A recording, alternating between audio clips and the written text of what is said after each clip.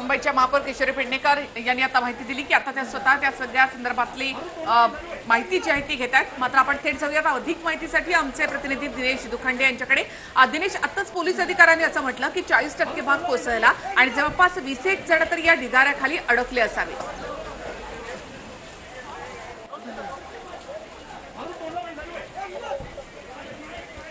जी दिनेश,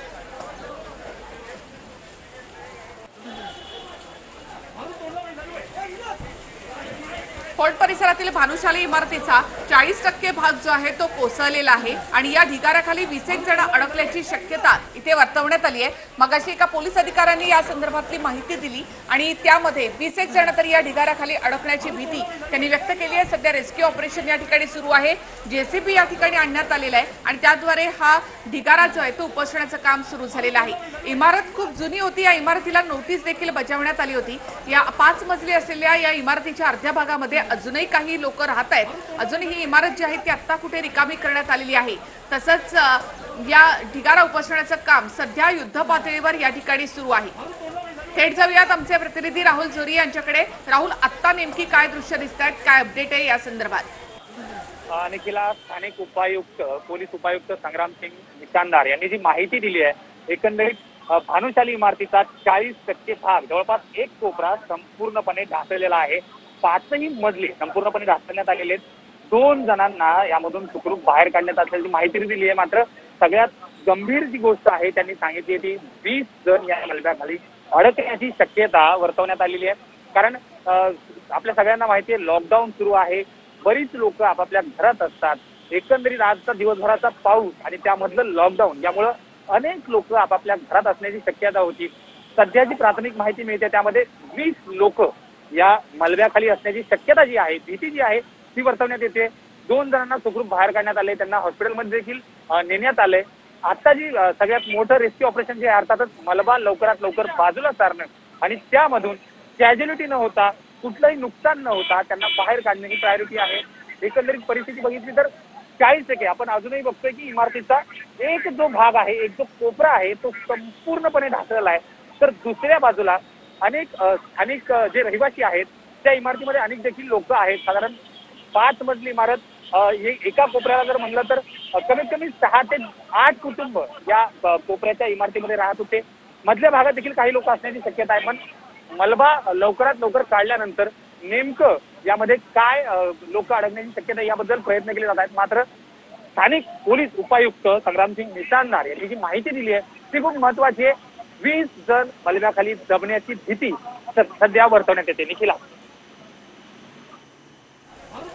नक्कीच राहुल, आणखी या संदर्भात काय माहिती मिळते? कारण या इमारतीला एक नोटीस बजावण्यात आली होती, इमारत धोकादायक म्हणून देखील जाहीर करण्यात आली होती। किती जुनी ही इमारत साधारणतः आहे आणि किती कुटुंब या इमारतीमध्ये राहत आहेत? तसंच इमारतीचा 40% भाग कोसळल्यानंतर इतर जो भाग आहे त्या ठिकाणची सगळी ही इमारत आता खाली करण्यात आलेली आहे का?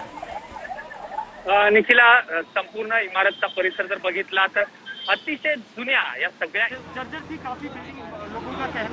रिपेयर चल रहा था, ऐसा मैं सुन रहा हूँ। मुझे पूरी जानकारी इतनी नहीं मिली, अभी आया हूँ।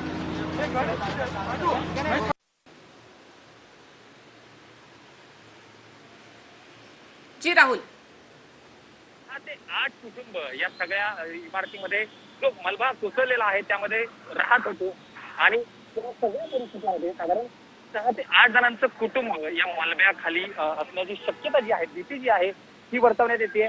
साधारण 2 लोकांना सुखरूपपणे बाहेर काढण्यात आले, कुठलीही कॅज्युलिटी त्यांना झालेली नाहीये। स्वतः चालतच ते आपापल्या याच्यावरती बाहेर आले होते। मात्र या मलब्याखाली नेमकं कुणी दबलंय का याचा शोध सुरू आहे।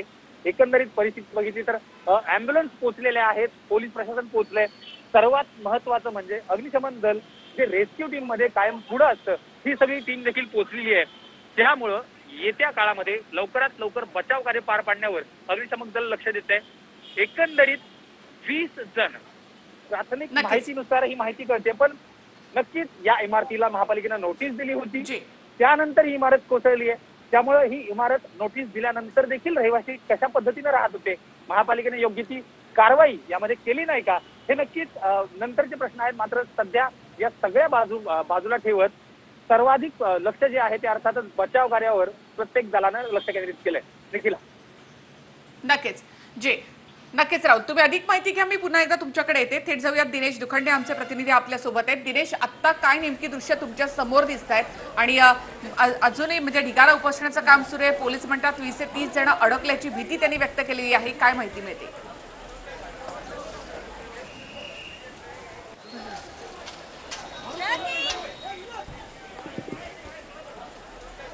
जी दिनेश. हॅलो हॅलो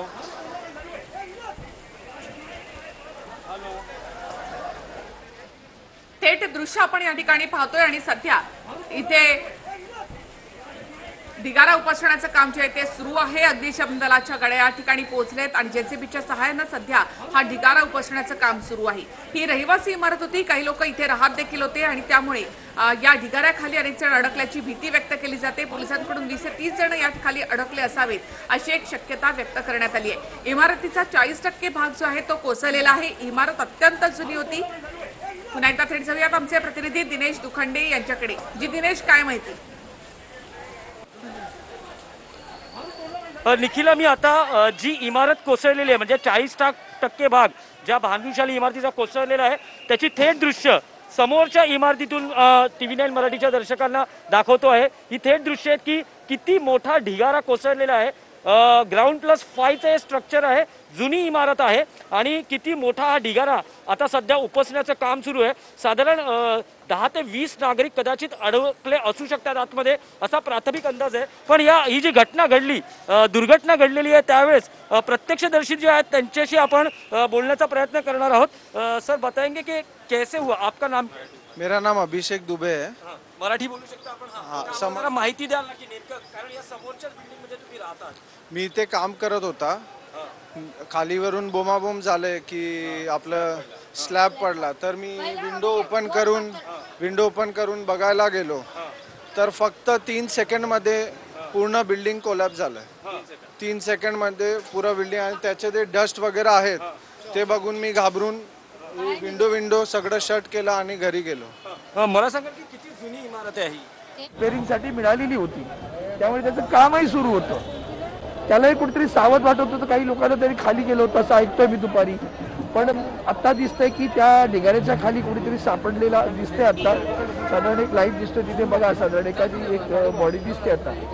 त्यामुळे किती ह्याच्यामधलं दगावले काही कल्पना नाही, पण 2 कुटुंब सुखून आसपास झालं. खाली तिथे कुरिअरचं ऑफिस आहे DTDC या साईडला. त्याच्या बाजूला एक झेरॉक्स हॉल होतं, ते बंद होतं. त्याच्या मागे मेडिकल स्टोअर जे आहे ना, मेडिकल स्टोअरचा स्टाफ बॅक साईडला बसतो. फर्स्ट फ्लोअरवरती कुरिअरचे ऑफिसेस आहेत, काही क्लिअरिंग एजंटचे ऑफिस आहेत, शिपिंग कंपन्यांचे वगैरे ऑफिसेस वगैरे आहेत. ते बहुतेक कदाचित 4 वाजल्याच्या नंतर पेडणेकर ताई, एकंदरीत बघितली तर जी परिस्थिती आहे, साधारण 5 मजली इमारत ही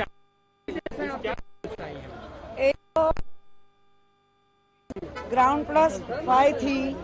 उनको CC IOD रिपेयर के लिए दिए थी. वो जो ओनर है ये करना चाहिए था और अभी तक कुछ इंजर्ड है करके न्यूज़ नहीं आई है. और जब भी हम परवानगी देते हैं, परमिशन देते, तो ओनर ने वो करना ही चाहिए. और अभी कुछ होता है तो ओनर उसका जिम्मेदार है. टोटल कितनी फैमिलीज अंदर है आपके पास? नहीं, अभी इतनी जानकारी है मेरे पास कि ग्राउंड प्लस 5 थी, तो इसका मतलब है कितने थे क्या वो जानकारी मुझे नहीं है. लेकिन इतनी जानकारी है कि उनको परमिशन पेपर पे दी थी तो उन्होंने करना चाहिए था, नहीं किए तो अभी मैं तहकीकात कर रही है. ताई, एकदा मराठीत फक्त की कोसळलेली आहे. एकदा फक्त ताई, अरे यार, इतना गडबड क्यों करते यार?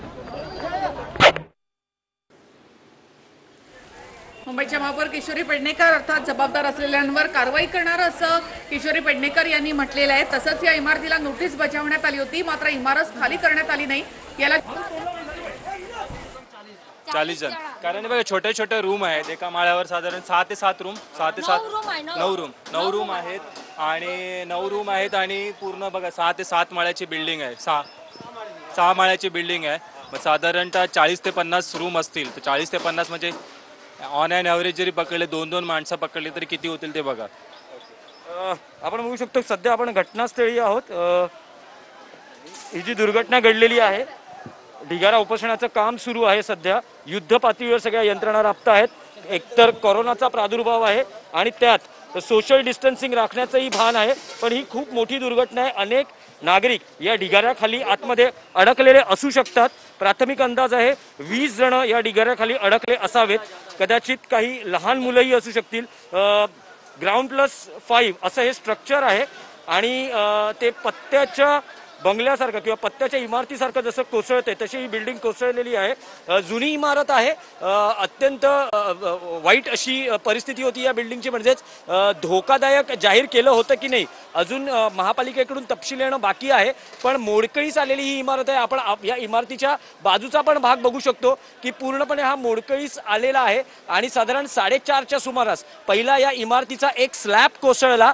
आपण बघू शकतो पावसाचे दिवस सध्या सुरू आहेत, म्हणजे पावसाळा आहे त्यामुळे इमारतीच्या गच्चीवर ही शेड टाकलेली आहे.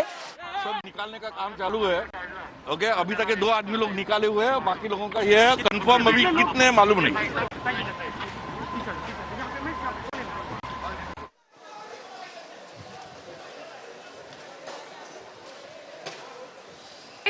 दोन जणांना आतापर्यंत बाहेर काढण्यात आलेलं आहे आणि ही इमारत जी आहे ती जुनी इमारत होती. या इमारतीला नोटीस बजावण्यात आली होती, मात्र इमारत रिकामी करण्यात आली नाही असं महापौरांचं म्हणणं आहे. तुमच्या आजूबाजूला आणखी काही लोक आहेत का या इमारतीमध्ये? ते काही सांगू शकतील या संदर्भात की इमारत खाली करण्याचे आदेश देण्यात आले होते?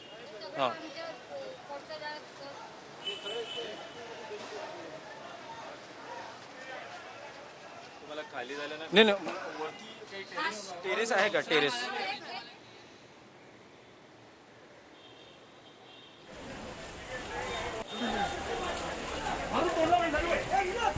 इथे ते दृश्य आपण पाहतोय. फोर्ट भागातल्या इमारतीचा हा 40% भाग जो आहे तो कोसळलेला आहे. या ढिगाऱ्याखाली आणखी काही अडकल्याची भीती व्यक्त केली जाते. 2 जणांना आतापर्यंत बाहेर देखील काढण्यात आलेला आहे.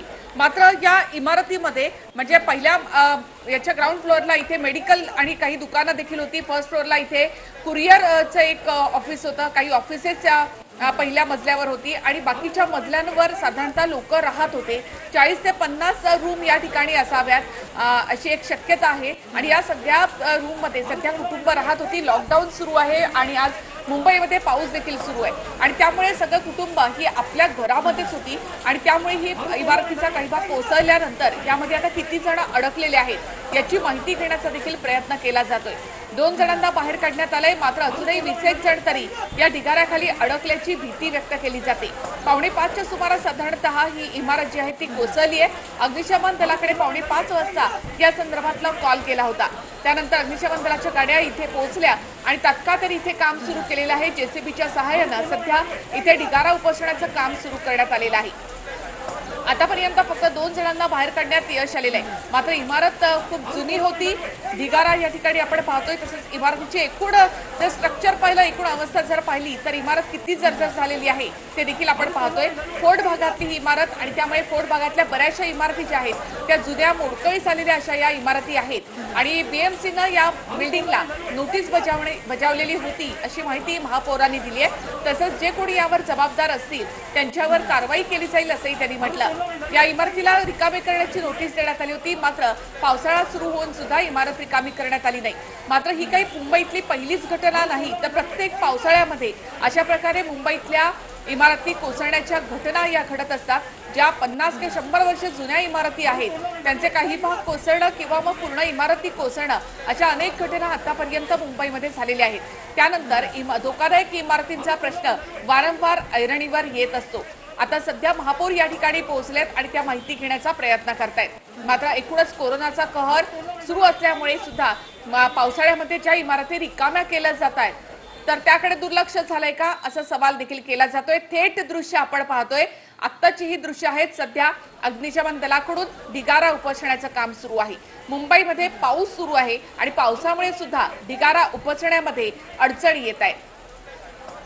या इमारतीच्या ढिगाऱ्याखाली काही जण अडकल्याची भीती देखील व्यक्त केली जाते. याच्या तळ मजल्यावर काही दुकान होती, मेडिकलचं दुकान होतं आणि ते देखील उघडं होतं. पहिल्या मजल्यावर कुरिअरचं एक ऑफिस आणि इतर ऑफिसेस होती आणि बाकीच्या रूम मध्ये जे लोक आहेत ते राहत होते. रेसिडेन्शियल अशी ही इमारत आहे आणि त्यामुळे मोठ्या प्रमाणात लोक यामध्ये राहत होते. इमारतीचा 40% भाग हा कोसळलेला आहे. हा ढिगारा पाहूनच आपल्याला या सगळ्याची कल्पना येते।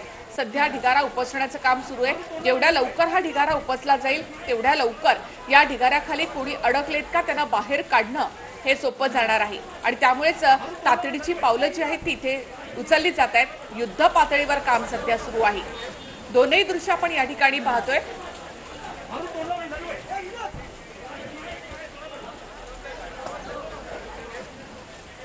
अग्निशमन दलाचे जवान या ठिकाणी ढिगारा उपसण्याचं काम करतायत। पावसामुळे यामध्ये अडचणी देखील येत आहेत। इमारतीच्या वर असं प्लास्टिकचं शेड देखील घालण्यात आलेलं होतं आणि इमारतीच्या एकूण स्ट्रक्चरवरून ती किती जुनी आहे याचा अंदाज देखील या ठिकाणी येऊ शकतोय।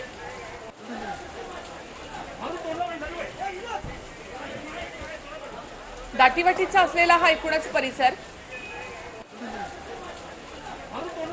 फोर्ट परिसरामधली ही भानुशाली इमारत, लकी हाऊसच्या बाजूला असलेली ही इमारत आहे। या इमारतीचा हा भाग कोसळलेला आहे। त्यानंतर बाजूची इमारत देखील रिकामी करण्यात आलेली आहे आणि सध्या ढिगारा उपसण्याचं काम सुरू झालेलं आहे। थेट जाऊयात आमचे प्रतिनिधी दिनेश दुखंडे यांच्याकडे। दिनेश, आता असं पाहिलं तर बराच वेळ झालेला आहे, काही जण अडकल्याची भीती देखील व्यक्त केली जाते, कोणाला बाहेर काढण्यात आलेलं आहे का, किती जण अडकलेले आहेत काही माहिती मिळते? निखिला, जी भानुशाली इमारत कोसळली म्हणजे त्याचा 40% भाग जो कोसळलेला आहे त्या इमारतीच्या आधी आपण अगदी समोर आहोत आणि ही थेट दृश्य TV9 मराठीच्या दर्शकांसाठी आहे। किती मोठा ढिगारा आपल्याला हा मातीचा आणि या सगळ्या सिमेंट कॉन्क्रीटचा पाहायला मिळतोय आणि साधारण प्राथमिक अंदाज आहे मुंबई पोलिसांचा की 20 जण या इमारतीत अडकले असण्याची दाट शक्यता आहे। या इमारतीचं स्ट्रक्चर हे ground+5 आहे आणि ते एखाद्या पत्त्याच्या बंगल्याप्रमाणे जो कोसळतो तसंच ही संपूर्ण इमारतीचा भाग कोसळलेला आहे। आपण बघू शकतो की सध्या पावसाळा सुरू आहे त्यामुळे इमारतीच्या गच्चीवर ही शेड टाकण्यात आली होती की पावसाच्या पाण्यापासून लिकेज वगैरे होऊ नये यासाठी टाकलेली जी शेड आहे ती पण पूर्णपणे खाली आलेली दिसते आहे आणि इमारतीतलं जो भाग कोसळलेला आहे आणि जी घरं आहेत त्यातलं काही सामान, काही फर्निचर आपल्याला दिसतं आहे।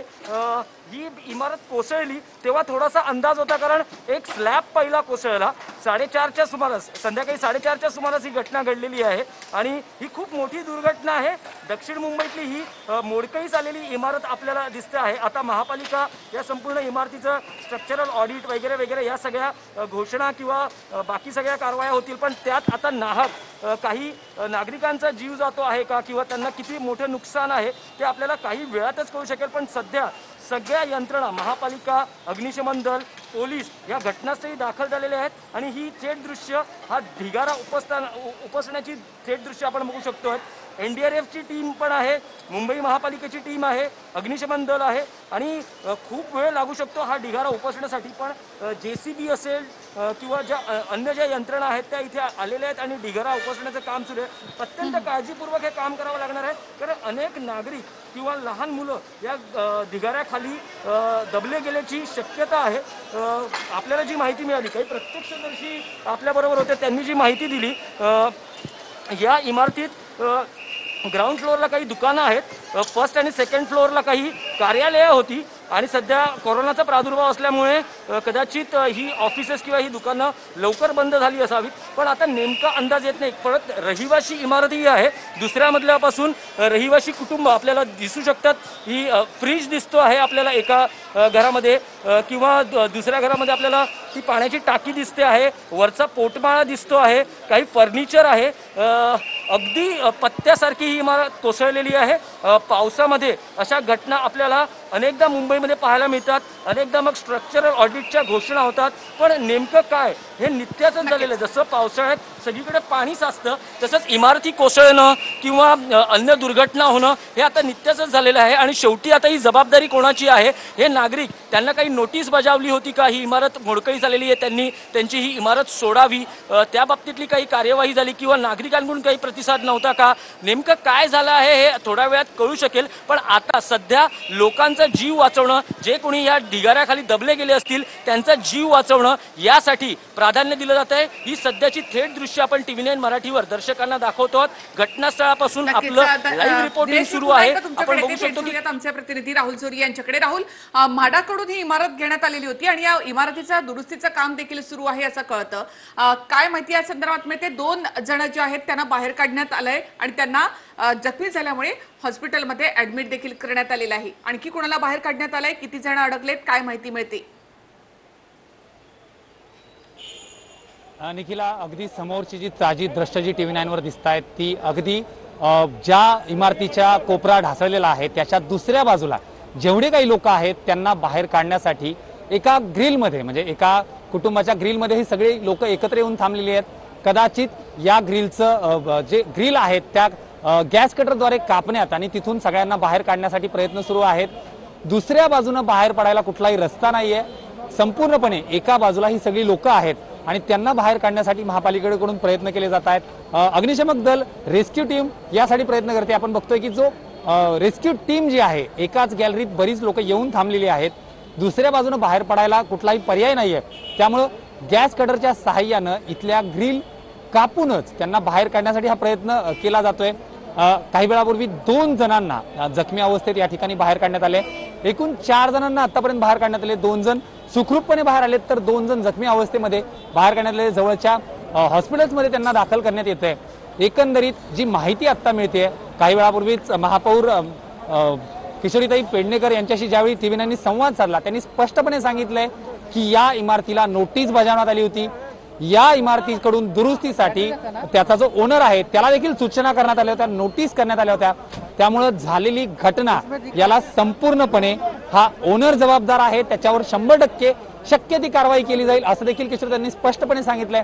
मात्र या सगळ्या दरम्यान जी घटना होते त्यानंतर नेहमी चौकशी लागते, चौकशी होते, एन्क्वायरी होते. मात्र गेलेल्यांचे जे बळी आहेत त्याला मात्र नेमकं कोण जबाबदार याकडे मात्र दुर्लक्ष नेहमीच होताना दिसतं. पाऊस आला, मुंबईमध्ये इमारती पडणं हे नेहमीच झालंय आणि पुन्हा एकदा अगदी सुरुवातीच्या मोठ्या पावसातच ही दुर्घटना. त्यामुळं आता जी माहिती कळते साधारण एकाच साईडची ही सगळी घरं खाली कोसळलेली आहेत आणि जी लोक सध्या त्या ठिकाणी आहेत सुखरूप आहेत. मात्र बाहेर पडण्यासाठी आता अग्निशमक दल, मी पुन्हा एकदा माझ्या व्हिडिओ जर्नलिस्ट किशोरला विनंती करेल की ज्या ठिकाणी लिफ्ट पोहोचली आहे, जी अग्निशमन दलाची जी लिफ्ट त्या ठिकाणी पोहोचली आहे त्या ठिकाणी वयोवृद्ध ज्या महिला आहेत त्यांना आधी प्रायोरिटीनं बाहेर काढण्यात येत आहे. त्या ठिकाणी जे ग्रिलनं लॉक करण्यात आलं होतं संपूर्णपणे ते पूर्णपणे बंद करून त्यांना त्या ठिकाणून हळूहळू बाहेर काढण्यात येते. सुरुवातीला महिला आणि त्यानंतर हळूहळू शक्य त्यांना बाहेर काढण्यासाठी प्रयत्न करतोय. त्याच्याच थोडंसं वरच्या बाजूला जर बघितलं तर लहान मूल हे देखील खिडकीत थांबलंय. लवकरात लवकर आपल्याला बाहेर काढण्यात यावं यासाठी शक्य ते प्रयत्न स्थानिक नागरिक करतायत. मात्र एक बाजू संपूर्णपणे कोसळल्यानंतर इमारतीचा जवळपास 40% भाग कोसळल्यानंतर दुसरी देखील इमारत कोसळू शकते. कारण जो मूळ त्याचा बेस आहे तो संपूर्णपणे ढासळला आहे आणि येणारी दुर्घटना टाळण्यासाठी लवकरात लवकर जे स्थानिक त्या ठिकाणी राहत आहेत, जे टेंटन तिथे राहत आहेत त्यांना लवकरात लवकर बाहेर काढण्यासाठी महापालिका प्रशासनाकडून सगळे प्रयत्न केले जात आहेत. निखिला, नक्कीच. आणि थेट दृश्य देखील आपण राहुल इथे पाहतोय. या इमारतीमधून काही लोक अडकलेले आहेत, म्हणजे इमारतीचा जो बाकीचा भाग आहे तिथून लोकांना आता अग्निशमन दलाकडून अशा प्रकारे लिफ्टने खाली आणलं जाते. महिलांना प्राधान्य दिलं जातं. या ठिकाणी ढिगाऱ्याखाली अडकलेले आहेत त्यांना देखील काढण्याचं काम सध्या युद्ध पातळीवर सुरू आहे. मात्र थेट ही दृश्य आपण पाहतोय की इमारतीच्या अर्ध्या भागामध्ये जे लोक अडकलेले आहेत त्यांना पायऱ्यांवरून, स्टेअरकेसवरून खाली आणण्यापेक्षा अशा प्रकारे अग्निशमन दलाकडून आता खाली आणलं जात आहे. राहुल, थेट दृश्य आपण इथे पाहतोय. इमारतीचा 40% भाग जो आहे तो कोसळला. मात्र एकूणच इमारतीचं स्ट्रक्चर पाहता आणि इमारत ही आता दुरुस्तीचं काम खरं तर या ठिकाणी सुरू असायला पाहिजे होतं. मात्र तसं काही ते दिसत नाहीये. केलंय दुरुस्तीचं काम असंही काही वाटत नाही आणि त्यामुळे 40% भाग या ठिकाणी कोसळला. संपूर्ण इमारती संदर्भात देखील काही सांगता येत नाही आणि त्यामुळे लवकरात लवकर ही इमारत खाली करण्याचा प्रयत्न जो आहे तो केला जातोय. राहुल, निखिला, एकंदरीत बघितलं तर इमारत खाली करण्याचा प्रयत्न नक्कीच केला जातोय. मात्र आता या लोकांना तात्काळ बाहेर काढणं लिफ्टच्या सहाय्याने असेल, इतर जी गॅलरी जी आपण बघतोय त्या ठिकाणाहून बाहेर काढणं असेल, अजूनही या सगळ्या बाजूला जो भाग पडलेला नाहीये त्या सगळ्या भागात रहिवासी अजूनही त्याच ठिकाणी होते.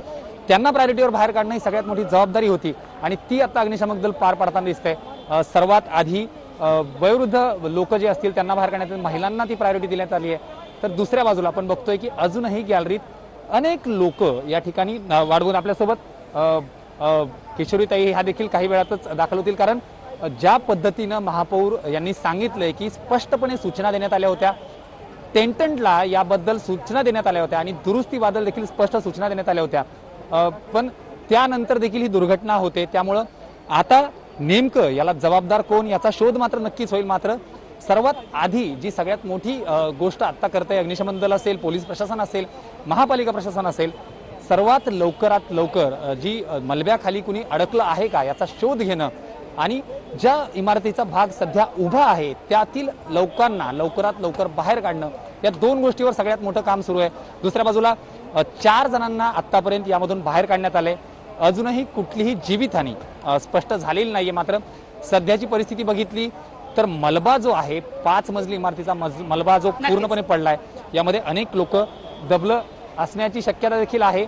पण एकंदरीत परिस्थिती बघितली तर सर्वात आधी मलबा काढण्याचं काम असेल आणि दुसऱ्या बाजूला अडकलेली लोक इमारतीमध्ये। किशोरीताई एक आपल्यासोबत स्थानिक महापौर किशोरीताई काही वेळातच दाखल होतील, पण एकंदरीत परिस्थिती बघितली तर सध्याची परिस्थिती सर्वात मोठी प्रायोरिटी आहे ते अर्थातच बचाव कार्याला आणि त्यानंतर नक्कीच लवकरात लवकर किशोरी पेडणेकर मला वाटतं तिथे सध्या सगळ्याचा आढावा घेत आहेत। तसंच या इमारतीमध्ये जे लोक आहेत त्यांना देखील खाली आणण्याचा प्रयत्न केला जातोय लिफ्टच्या सहाय्यानं। मी पुन्हा एकदा तुमच्याकडे येते, तोपर्यंत तुम्ही किशोरी पेडणेकर यांच्याशी संवाद साधण्याचा प्रयत्न करा। काही रहिवासी जे आहेत ज्यांनी ही प्रत्यक्ष घटना पाहिलेली आहे तर त्यांनी काय प्रतिक्रिया दिलेली आहेत त्या आधी आपण ऐकूया।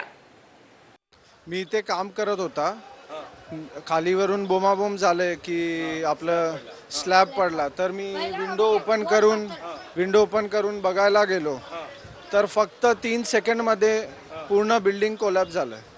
3 सेकंडमध्ये पुरा बिल्डिंग आणि त्याचे जे डस्ट वगैरे आहेत ते बघून मी घाबरून विंडो सगळं शट केलं आणि घरी गेलो। 50च्या वरती आहे ते। आम्ही लहानपासून राहिले आहे आणि आम्ही बघते ते केवढी जडजडीत होते। आम्ही पण त्या बिल्डिंग मध्ये नाही जातोय, पण हे लोक बिल्डिंग वाले पण ऐकत नव्हते। केवढ्या वेळा आम्ही पण सांगितलं, बाई तुमच्या बिल्डिंग एवढा जडजडीत आहे, तुम्ही पण निघून जा। तर म्हणजे हो निघेल असं म्हणून ते लोक ते करत होते। 4:15-4:20च्या आसपास झालं। खाली तिथे कुरिअरचं ऑफिस आहे DTDC या साईडला, त्याच्या बाजूला एक झेरॉक्सवाला होतं, ते बंद होतं। त्याच्या मागे मेडिकल स्टोअर जे आहे ना, मेडिकल स्टोअरचा स्टाफ बॅक साईडला बसतो। फर्स्ट फ्लोअरवरती कुरिअरचे ऑफिसेस आहेत, काही क्लिअरिंग एजंटचे ऑफिस आहेत।